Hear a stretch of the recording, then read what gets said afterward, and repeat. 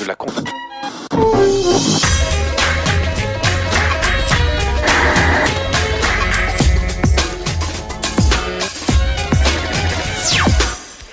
Salut à tous, samedi 12h45, bienvenue dans Plus Clair. Cette semaine encore, toute l'actu médiale, les infos, les images, nos enquêtes, les coulisses et bien sûr nos invités. Voici le menu du jour. Nous commencerons comme d'habitude avec le Média Mix, l'essentiel de la semaine média, en images et en 5 minutes.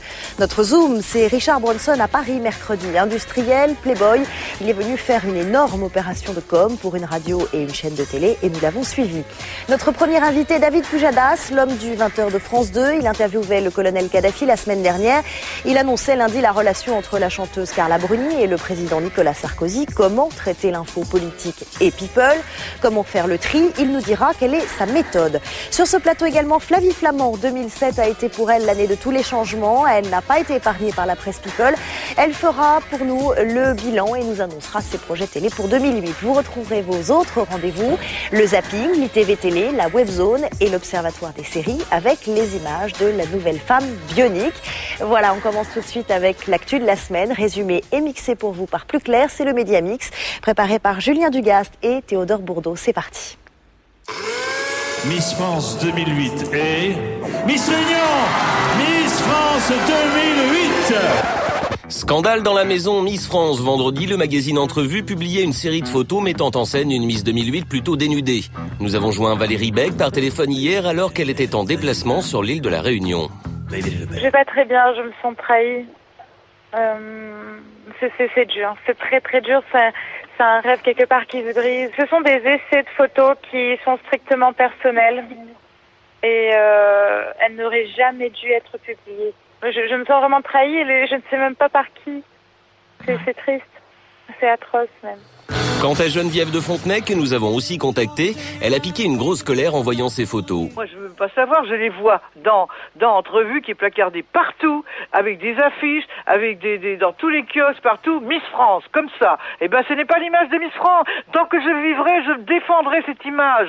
Quand je serai morte, vous les mettrez à poil, comme vous voudrez, je verrai pas. Heureusement, peut-être que je verrai pas. Mais au moins, j'aurais suivi ma ligne, et de voir ça dans Entrevue, les photos trash de Miss France, merde. Geneviève de Fontenay demande maintenant la démission de Miss France. Et après avoir annoncé qu'elle ne souhaitait pas rendre sa couronne, Valérie Beck a déclaré qu'elle se donnait un temps de réflexion. Le comité Miss France se réunira après les fêtes pour statuer sur les éventuelles mesures à prendre. L'audience attendue de la semaine, c'était Sacrée Soirée. Bonsoir à toutes et à tous. Je suis très très ému. Très ému d'entendre cette musique qui me rappelle tant de bons souvenirs. Et oui, mercredi soir, l'émission culte de Jean-Pierre Foucault et Gérard Louvain revenait pour un numéro spécial anniversaire. Et puis j'espère que cette émission plaira au public et que cette émission reviendra très souvent. Alors Johnny, on ne sait pas si l'émission va revenir, mais ce qu'on sait, c'est que ce retour a permis à TF1 de finir première ce soir-là, avec 6 900 000 téléspectateurs en moyenne. C'est superbe ce que tu fais là. C'est magnifique. Oui, un très beau score pour une émission de variété, même si les mauvaises langues peuvent dire que c'est 2 millions de téléspectateurs de moins que lorsque la chaîne propose les experts. Voilà. Cette semaine, du mouvement à France 2. Lundi, Philippe Bodillon, son directeur général, démissionnait en raison de divergences stratégiques. Exit donc Philippe Bodillon, et c'est François Guilbault, l'ancien patron de RFO, qui a pris sa place. Dans Libération vendredi, la ministre de la Culture, Christine Albanel, a indiqué qu'elle aurait aimé discuter de ce choix avec Patrick de Carolis, le PDG de France Télé. Dans la même interview, elle lui renouvelait sa confiance. Patrick de Carolis et son bras droit Patrice Duhamel ont été reçus à l'Élysée hier. Un feuilleton qui illustre une nouvelle fois les relations délicates entre France Télé et l'État.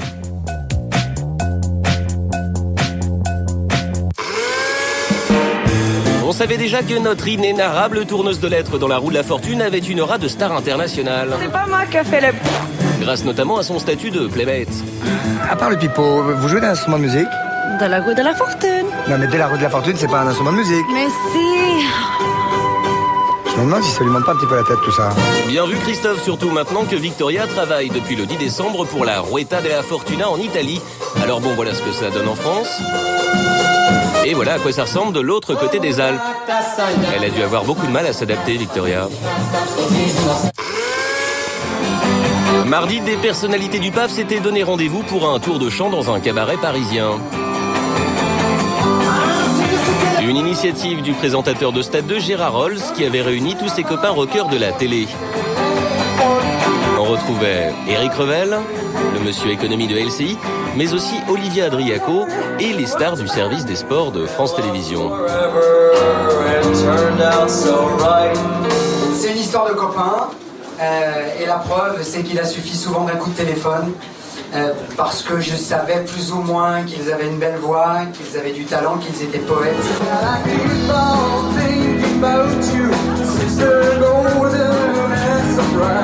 Alors, évidemment, c'est pas leur métier, on est d'accord. J'habite seul avec maman. Donc vous allez leur pardonner beaucoup de choses.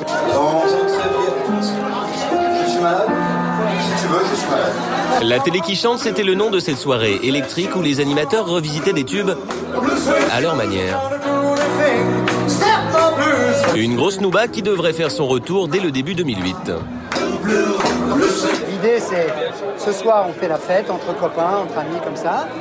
Et si ça fonctionne, on fera une sorte de dîner-spectacle pour des œuvres caritatives. Christophe Ondelat et Nico auraient déjà donné leur accord pour faire le show avec GG. Et vivement l'an prochain.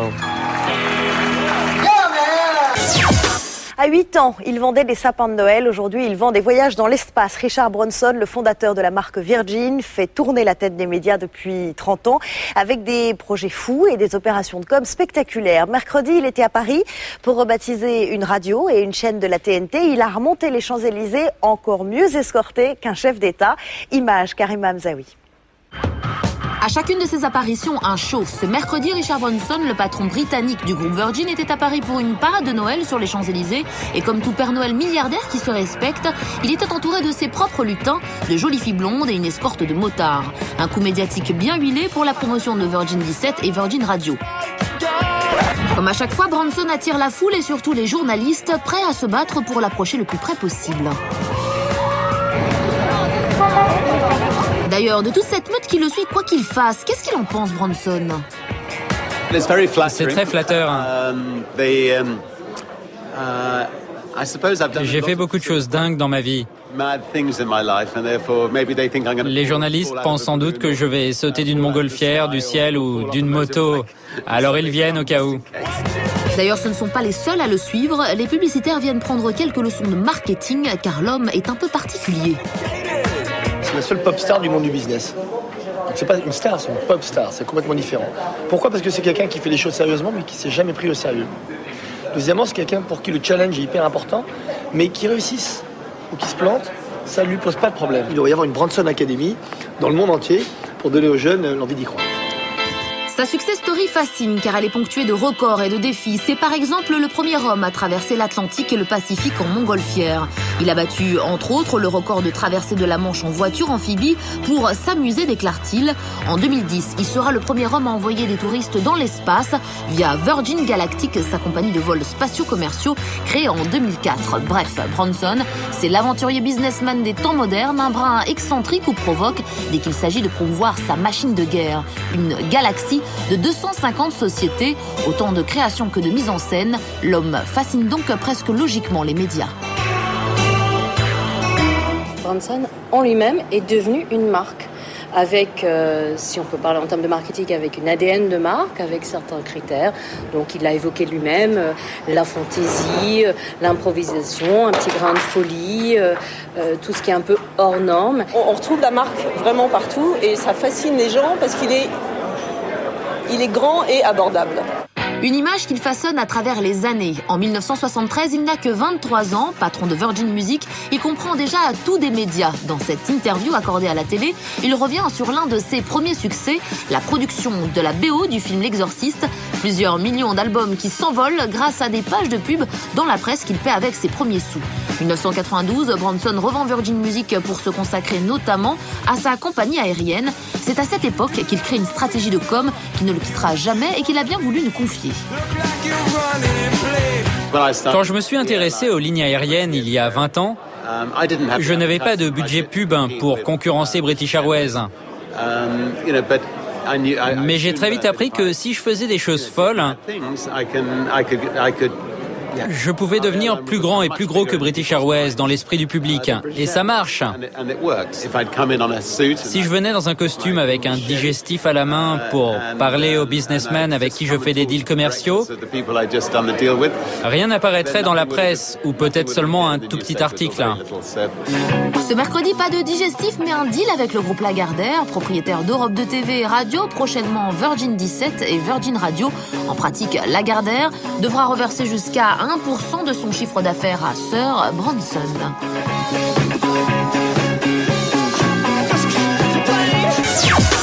La semaine dernière, il interviewait en exclusivité le colonel Kadhafi. Cette semaine, il consacrait une page de son journal à la toute nouvelle relation entre Nicolas Sarkozy et Carla Bruni. Une actu aussi forte, David Pujadas adore. Mais comment trier l'info? Comment la traiter quand la concurrence fait rage entre les JT? Qu'est-ce qui a changé sous la présidence Sarkozy? L'homme qui incarne l'info sur France 2 tous les soirs depuis 6 ans est là pour nous en parler. David Pujadas, bonjour. Bonjour Charlotte. Bonjour et merci d'être venu sur le plateau de Plus Clair. C'est une fin d'année plutôt chargée pour vous. Vous avez fait des interviews très importantes, la secrétaire d'État américaine Condoleezza Rice, le colonel Kadhafi, les audiences du 20h remontent, bref, c'est plutôt excitant, ça va bien? Oui, c'est une bonne fin d'année, c'est une belle saison, on est plutôt content. Quand il y a de l'actualité, on est content aussi, surtout de l'actualité intéressante comme ça, qui fait débat. Qui provoque la controverse aussi, donc c'est une bonne fin d'année. Alors ce qui fait débat, justement, ce qui fait la une cette semaine et qui soulève pas mal de questions d'ailleurs, c'est cette relation entre le président de la République et l'ex-mannequin et chanteuse Carla Bruni. Vous avez décidé d'en parler dans votre JT, dans votre 20h, dès lundi. Pourquoi ? Parce que c'est une information. Vous savez, il faut garder la tête froide. C'est à la fois la vie privée et la vie publique du président qui ne s'est pas caché de cette relation, qui ne s'est pas caché des photographes, qui s'est montré avec elle. Alors, ça mérite pas des tonnes et des tonnes du journal, mais c'est normal d'en parler, ça intéresse aussi tout le monde. Et surtout, on a choisi également de parler de cette esthétique présidentielle qui est nouvelle, parce que c'est vrai que ça fait débat. La fonction présidentielle n'est plus la même. Ça se passe plus de la même manière. Est-ce que c'est bien, est-ce que c'est pas bien? C'était aussi l'occasion de faire ce débat. C'était un souhait de votre part d'avoir cet éclairage, cette petite réflexion derrière? Bien sûr, je pense qu'on est tous les mêmes devant la télévision en regardant Nicolas Sarkozy. On se demande le cours que prend cette présidence, au moins dans son style. Et là, c'est vrai qu'il y a une rupture. Et on est tous à se demander, d'une part, si c'est inéluctable ou si c'est propre à Nicolas Sarkozy. Et d'autre part, parce que ça change un peu dans notre perception du président de la République, qui est en Occident le chef d'État qui a le plus de pouvoir. Fallait-il en parler un peu, beaucoup, pas du tout à la folie? C'était la question cette semaine. Le président Sarkozy est-il une victime consentante? S'agit-il d'une mise en scène savamment orchestrée par l'Élysée? Les journalistes se laissent-ils imposer le rythme présidentiel? On regarde, c'est un sujet de Karima Hamzaoui et on continue d'en parler après. Le début de la semaine a commencé comme un roman photo sur papier glacé. Quelques clichés qui provoquent l'emballement des couvertures de magazines. C'est à qui dégainera le plus vite. On avait quand même prévu à l'origine cette couve-là avec Nicolas Sarkozy et donc Cécilia. Et donc on a changé pour mettre cette fois Sarkozy, mais avec sa nouvelle histoire, avec Carla. Donc le sujet principal reste le même, mais l'info a changé.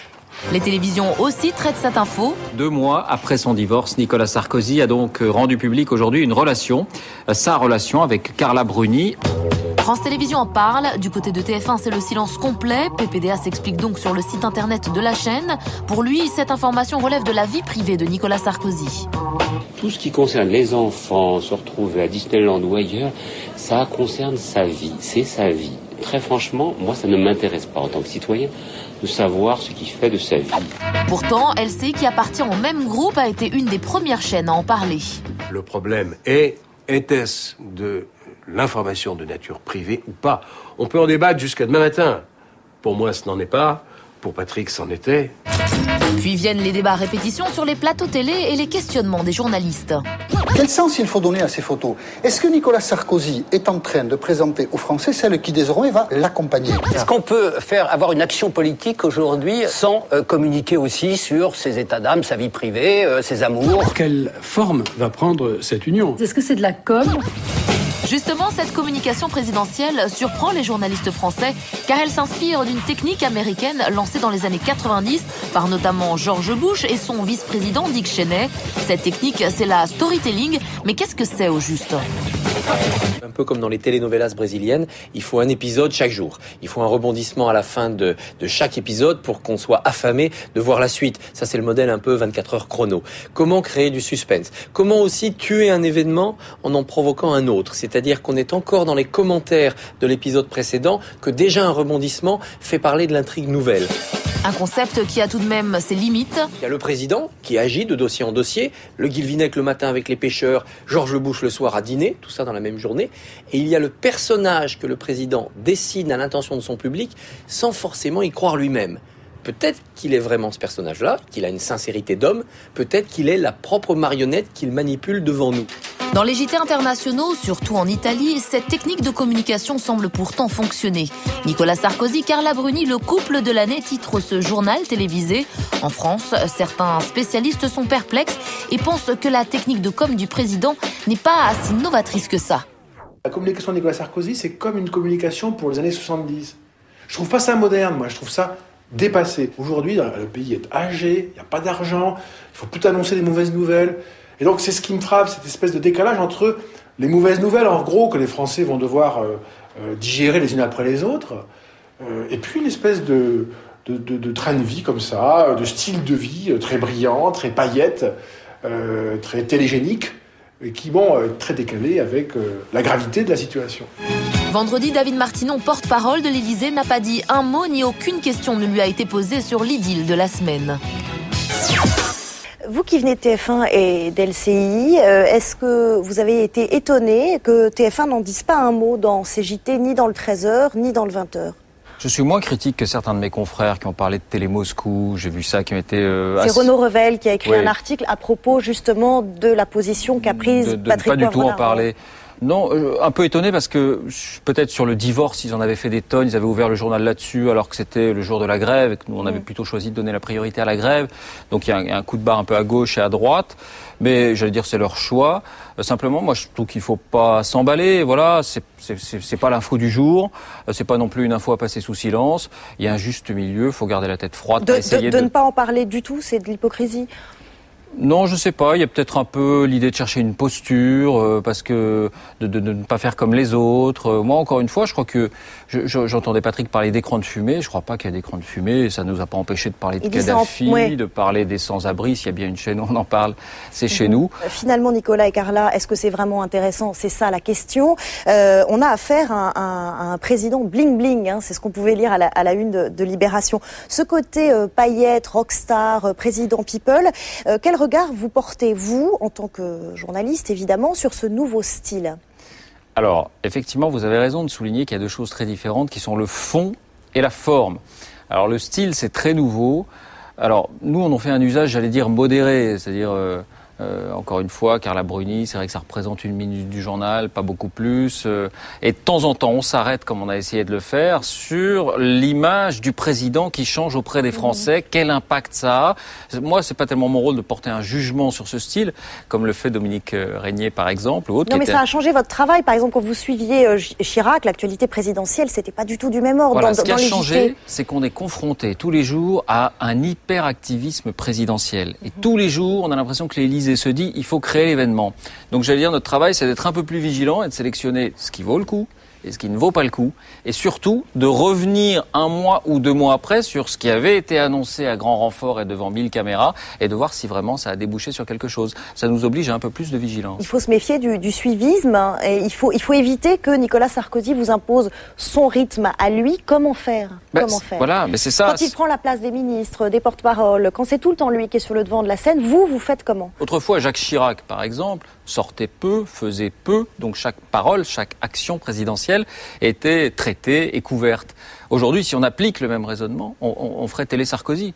Donc c'est là qu'il faut être effectivement beaucoup plus circonspect, beaucoup plus prudent et sélectionné avec plus de vigilance.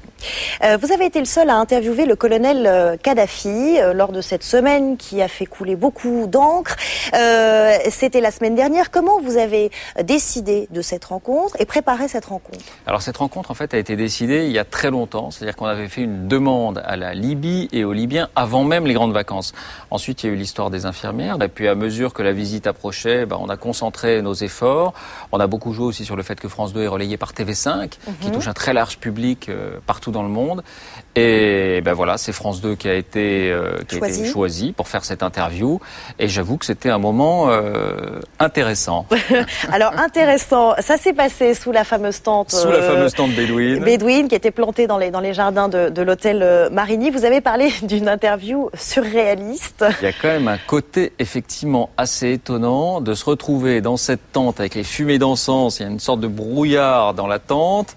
Le colonel Kadhafi qui apparaît tout seul avec une demi-heure de retard, cheminant sur ce tapis rouge, le regard dans le vague, difficile quand même de se connecter avec lui.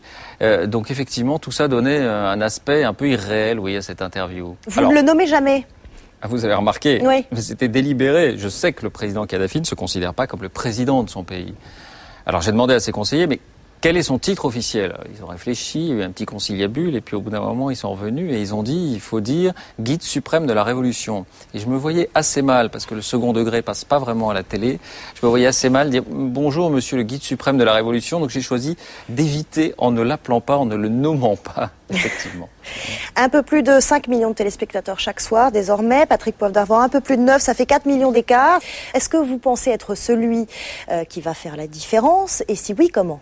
Vous savez, le rapport d'audience entre deux journaux reflète aussi le rapport d'audience entre deux chaînes, et on est dans ces clous-là. Et puis notre but, c'est pas non plus forcément d'avoir une approche très marketing, de chercher à tout prix avec des sujets de proximité, à trouver le plus grand nombre. Mais j'allais dire de faire un journal dans lequel on se sent bien. L'audience, c'est important, faut pas être hypocrite, mais c'est pas non plus la seule priorité. Vous vous préparez, j'imagine, au municipal, en tout cas au sein de la rédaction. Comment allez-vous gérer cette histoire des temps de parole? On sait qu'il y a un débat au sein du PS. Justement parce que Nicolas Sarkozy n'est pas décompté dans les temps de parole du CSA. Comment allez-vous Nicolas Sarkozy n'est pas décompté dans les temps de parole du CSA, mais nous, je pense qu'on a le devoir, malgré tout, de le compter un peu. C'est-à-dire, c'est à nous, malgré tout, de veiller à ce qu'il y ait un certain équilibre et à ne pas faire comme si la parole présidentielle flottait comme ça au-dessus du débat et n'était reliée à aucun camp. Donc je pense que c'est notre devoir, même si c'est pas les règles du CSA qui nous l'imposent, de faire un peu attention à ce que, il y ait un équilibre entre le temps de parole de l'opposition et le temps de parole de la majorité, y compris celle du président de la République. Merci d'être venu sur le plateau pour cette fin d'année 2007. On va passer sans transition au Bug TV quand la télé dérape et perd le contrôle. Devient presque absurde. C'est la sélection hebdomadaire de Vincent Calvet. Cette semaine, Bug TV n'a pas raté le grand retour de Sacrée Soirée qui fêtait ses 20 ans mercredi soir sur TF1, avec un Jean-Pierre Foucault qui a vraiment les idées mal placées. Tu viens de me dire que tu turlupinais. Visiblement, dimanche dernier, au journal de 13h, Claire Chazal n'était pas vraiment là. Commentaire un peu à la traîne. Il a été récompensé par un jury de France, réuni par le magazine France Football. Et puis dans le championnat de Ligue 1... Retour à l'antenne sans qu'elle s'en rende compte. Oui, alors ça... Ah bah oui, c'est... Pardon. Oui, vraiment pas dans son assiette. C'est bien simple, on l'avait jamais vu comme ça.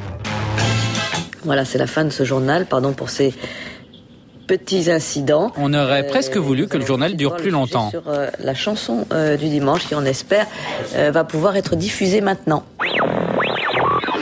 Ce même week-end, on a pu se rendre compte que le cinéma et France 2, ça fait vraiment deux. Dans le JT samedi dernier, voici ce qu'on a pu voir. Quelle joie de vous retrouver, je nage dans le bonheur.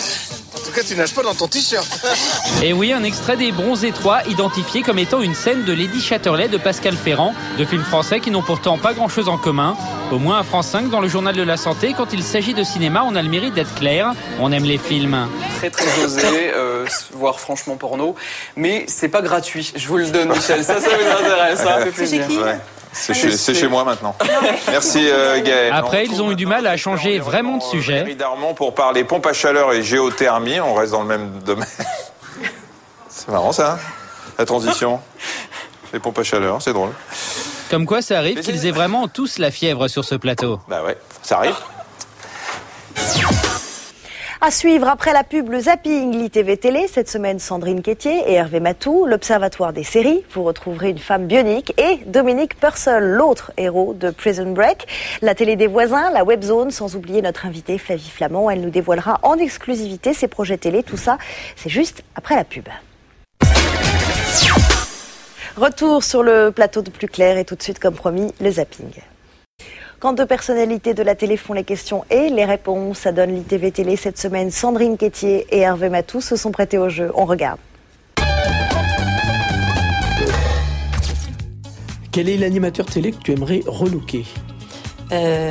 Julien Lepers. Pardon.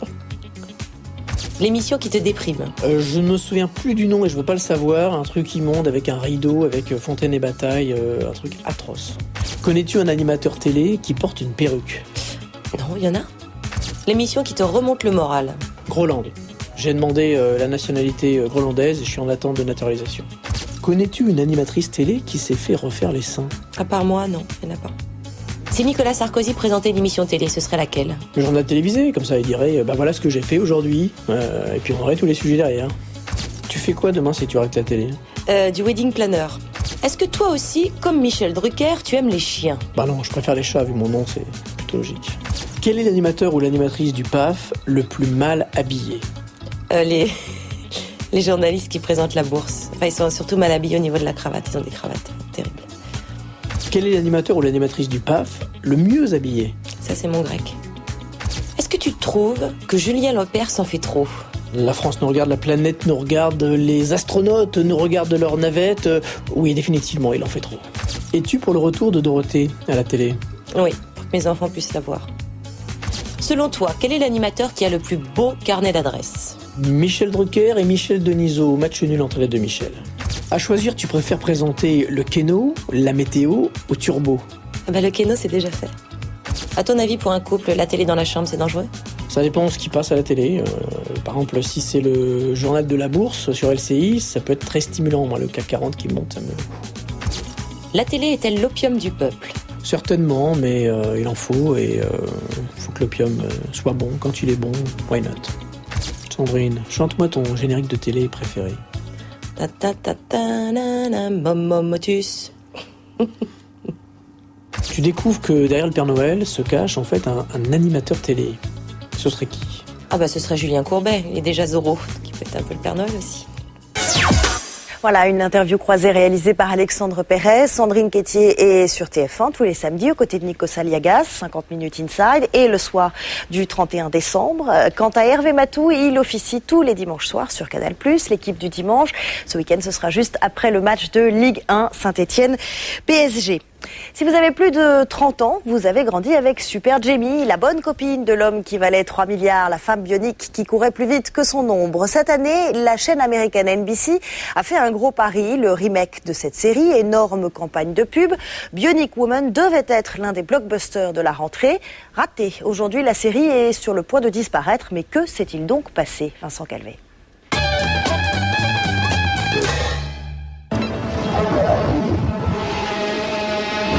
C'était censé être la série la plus phénoménale de la rentrée. Bionic Woman a été lancée en grande pompe fin septembre sur la chaîne NBC. Il faut dire qu'a priori, ce n'était pas un pari très risqué. Et oui, à la fin des années 70, Lindsay Wagner était The Bionic Woman, en français Super Jamie. Un succès mondial pour une série aujourd'hui un peu kitsch, d'où l'idée de la chaîne NBC de l'adapter au 21e siècle. Get out of the car. Why? Get out!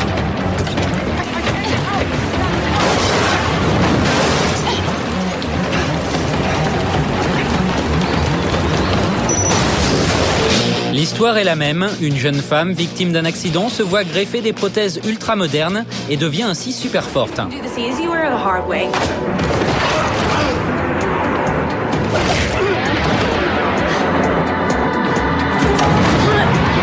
La Bionic Woman version 2007, c'est donc elle, Michelle Ryan, une jeune comédienne anglaise. En devenant bionique, elle est surtout devenue une superstar. Bionic Woman coming back was always going to be a big deal. A big deal, yeah. And they just called and you got it. Yeah. How many people were up for it? I think hundreds of girls went for it. I think they couldn't find anyone.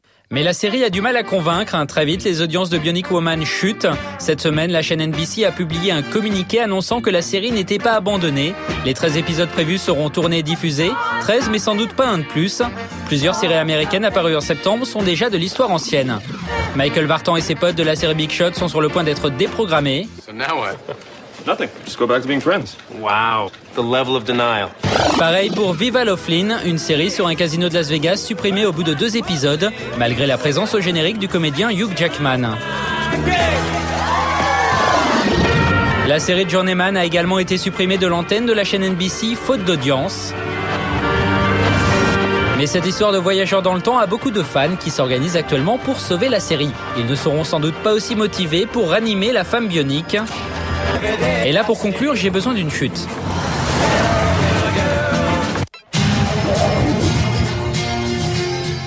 L'autre star de Prison Break, c'est lui. Dominic Purcell est Lincoln Burrows dans la série. Comme la saison 2 vient de sortir en DVD, le comédien était à Paris pour en faire la promo. Il faut dire qu'il a du temps libre.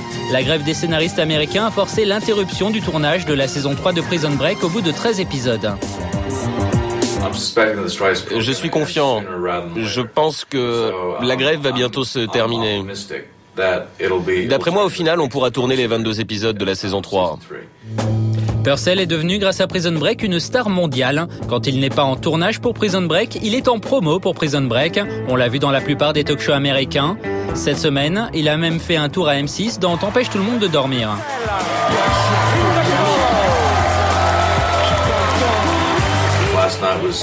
Ce soir-là, c'était une expérience inédite pour moi. On me traduisait tout. J'avais une voix dans l'oreillette qui me traduisait ce que disait l'animateur français. Et mes réponses étaient traduites par une voix française qui résonnait dans tout le studio. J'entendais toutes ces voix en même temps. C'était sympa, c'était intéressant. Ce comédien reste en tout cas assez lucide sur son métier. Et oui, ce n'est pas parce qu'on est l'un des personnages principaux de Prison Break que le cinéma vous propose des rôles bien captivants. Brad Pitt, George Clooney, Johnny Depp, Tom Cruise, ce sont eux qui reçoivent les bons scénarios. Nous, les autres, on nous propose les restes. J'aurais adoré jouer dans American Gangster, le rôle de Russell Crowe. Mais Russell Crowe est bien plus haut placé que moi à Hollywood. Alors avant de se quitter, un avant-goût de la future saison de Prison Break, ce sera la 4e. Je peux vous annoncer que dans la saison 4, on nous verra sans doute former un gang au service d'une agence étrangère.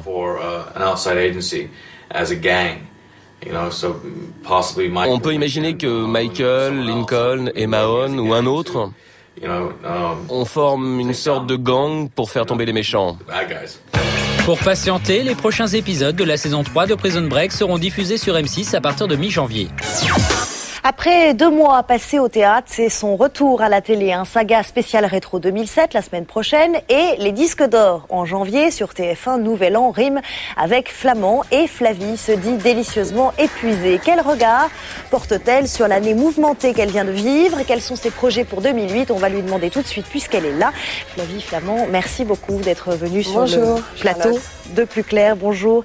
On ne vous avait pas vu depuis Génération 80, c'était le 22 septembre dernier. Sur TF1 et on vous retrouve donc jeudi prochain. On n'a pas changé. Non. Mais on vous retrouve jeudi prochain 20h50 sur TF1 toujours pour un nouveau numéro de saga tourné au Kenya cette fois. Est-ce qu'il n'était pas trop dur de revenir à la télévision après votre expérience au théâtre? Je rappelle que vous avez joué les monologues du vagin. Oui, pendant 2 mois, on a joué les monologues du vagin au Théâtre Michel. Mais en tout cas, reprendre le chemin des studios.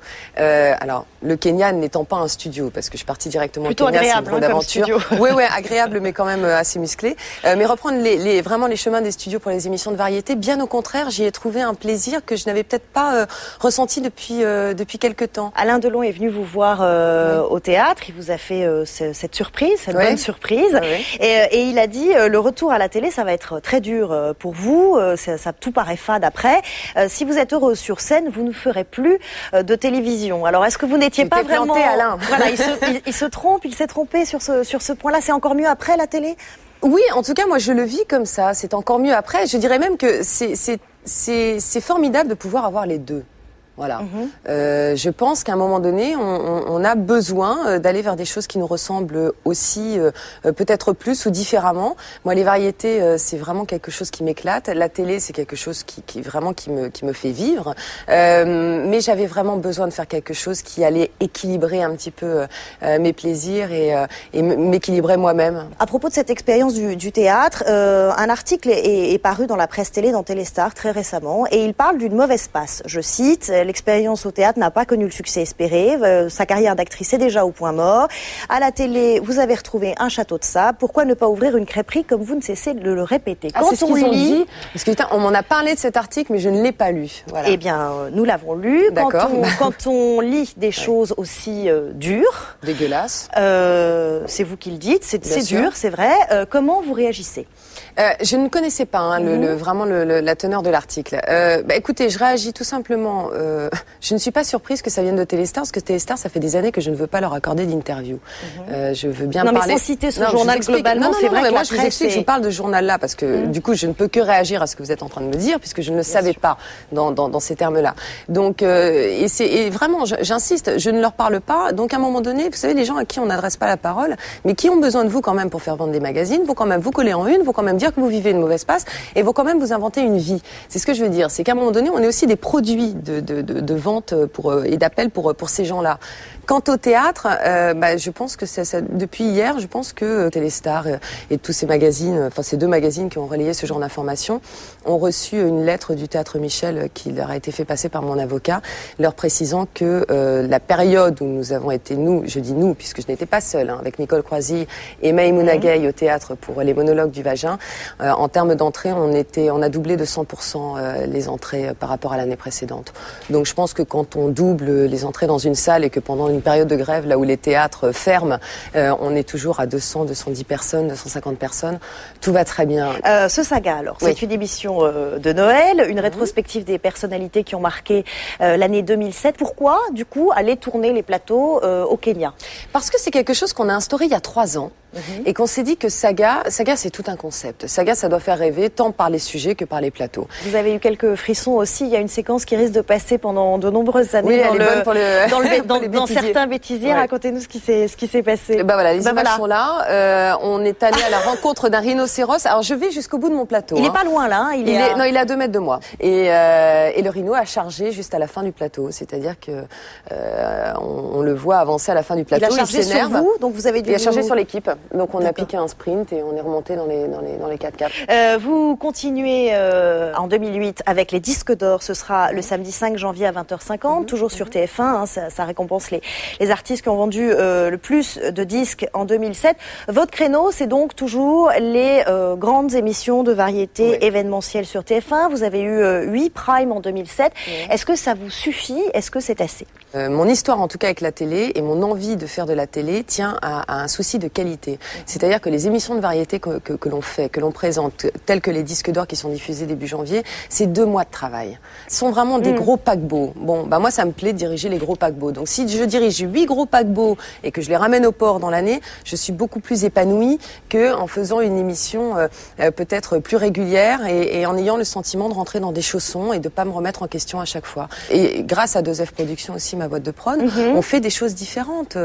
Donc, l'épanouissement, il est Qu'est-ce que vous avez proposé en tant que productrice? Aujourd'hui, on produit cette année pour la 3e saison un magazine sur la police scientifique qui s'appelle Medical Detective sur TF6.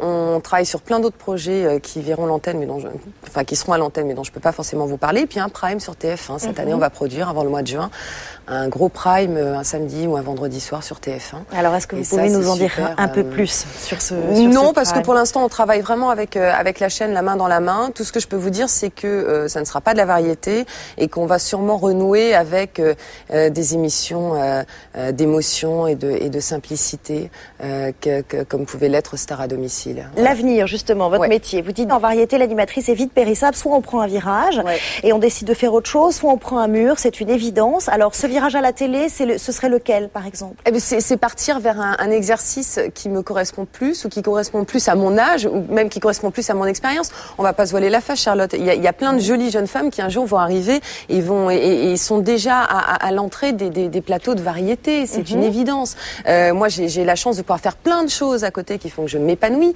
mais je ne serai pas une animatrice de variété à 45 ans. Si vous deviez regarder dans le rétro 2007 en quelques mots... Dans mon rétro? Oui. De ma vie à moi? Oui.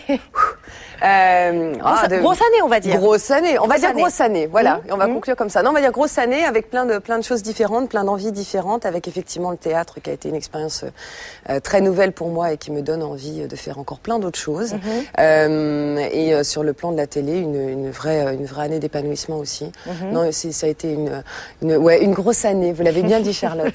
Merci beaucoup, Flavie Flament, d'être venue sur ce plateau. On vous retrouve jeudi, 27 décembre, à 20h50 sur TF1 pour un saga spécial rétro 2007. Et puis, en 2008, samedi 5 janvier, ce sera pour les disques d'or, toujours sur TF1, 20h50. On va passer à notre télé des voisins. Depuis lundi, le jeu Duel réunit chaque soir 7 millions de téléspectateurs sur la chaîne américaine ABC. Pas mal pour un nouveau programme, pas mal surtout pour un jeu français. Et oui, une fois n'est pas coutume, c'est une boîte de production française, French TV, qui a réussi à exporter ce jeu qu'aucune chaîne ici ne voulait. Sami Beramoun.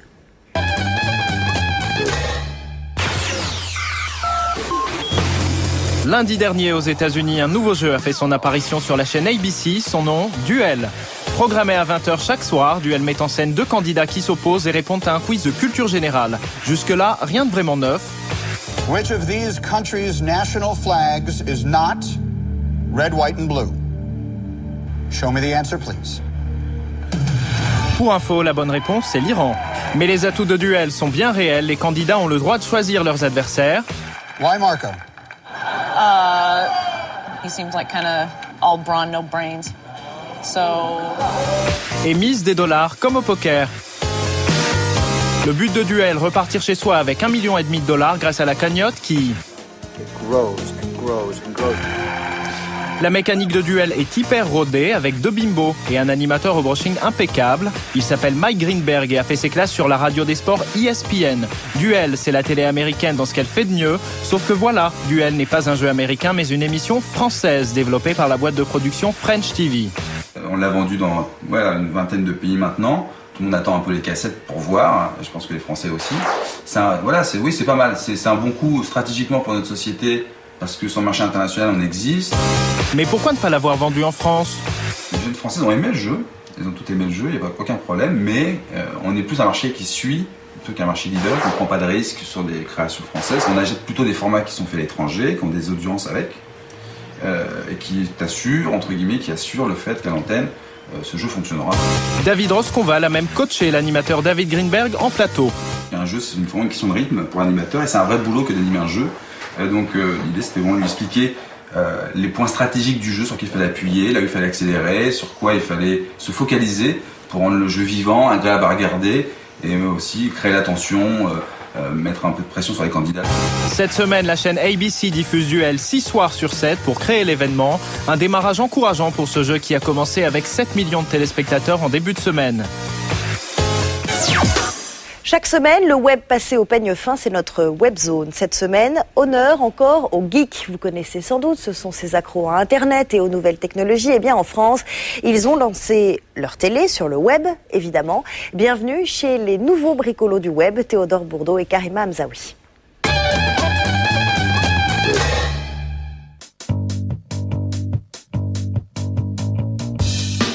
Quoi de neuf dans la webzone cette semaine? Voici Geekement Correct, un talk show diffusé sur le web et animé par un trio de journalistes et d'entrepreneurs du net, tous passionnés de nouvelles technologies, autrement dit des geeks. Nous les avons rencontrés alors qu'ils enregistraient leurs émissions de Noël dans un studio plutôt artisanal, au programme des grosses blagues. On a donc Marie-Noël, fille du Père Noël, et Pierre Noël, son frère. Et de l'actu internet aussi, une web TV faite par des geeks pour des geeks. On est à peu près tous des geeks, pour la grande majorité, même du producteur au chroniqueur. Donc l'idée c'est ça, c'est de dépasser l'aspect podcast classique qui sont un peu les radios libres des années 2000. Mais côté professionnalisme, c'est pas encore ça. Ah bah oui, mais en fait, les fiches, faut pas le dire, mais elles sont blanches. Disséminés un peu partout, portables et MP3, des gadgets technologiques pour la crédibilité geek. Et pour traiter le sujet principal de l'émission, l'équipe a une invitée qui représente un site d'enchères. Geekement Correct nous a contactés parce qu'ils souhaitaient parler de la revente des cadeaux de Noël. En tant que société internet, on se dit que c'est important de pouvoir aussi soutenir ces projets web TV qui démarrent. En plateau, voilà ce que ça donne. Est-ce que les gens revendent vraiment tant que ça leurs cadeaux sur Internet et sur eBay en particulier? En effet, ton papa n'est pas seul puisque cette année, 36% des internautes se déclarent prêts à revendre des cadeaux de Noël sur Internet. Chaque semaine, cette émission bricolée dans un coin d'appartement est quand même visionnée par plus de 3000 internautes. À part ça, dans la webzone, Hillary Clinton a lancé cette semaine un nouveau site web. Ça s'appelle La Hillary que je connais, une compile de témoignages des proches de la candidate à l'élection présidentielle US. Ici, la maman d'Hillary. She was like a lot of other little girls, except that Hillary was kind of a leader. Là, une bonne copine. Hillary, I know, is a funny, warm, genuinely caring person. Et puis plein d'autres fans qui kiffent Hillary en toute objectivité, bien sûr. And she's got the courage, she's got the heart, she's got the experience, she's got everything that we need. The Hillary I know is sweet, kind, thoughtful, and smart. The Hillary I know saved my life. I would vote for Hillary, even if she weren't my daughter. Surnommée par certains de ses détracteurs le glacier, Hillary Clinton joue à fond sur la corde sensible, peut-être pour corriger son image de femme froide et distante. Enfin, dans la webzone, le magazine Time vient de publier son top 10 des meilleures vidéos du web en 2007. On y retrouve ce clip illustrant un morceau des Daft Punk.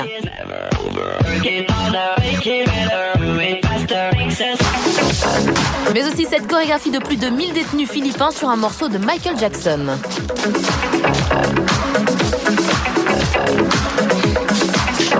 Sélectionné, Dan Rather, l'ex-présentateur du JT de CBS, en pleine crise de tête juste avant l'antenne. Manteau ou pas manteau? Let's try it without it. Now let's see the coat. That's what we do. I think we ought to try to do it without it. Now we need to make a decision. I think we should stay. Coat or no coat? I like to collar up, but what can I tell you? Mais le number one, le clip de l'année vu près de 20 millions de fois, c'est la diatribe de ce fan de Britney Spears. Leave Britney Spears alone right now! Une vidéo qui a fait de Chris Crocker une star. Il pourrait même bientôt animer sa propre émission de télé sur une chaîne américaine. Voilà, Plus clair, c'est fini. Je vous retrouve lundi soir à 19h05 pour une série d'émissions spéciales Année des médias.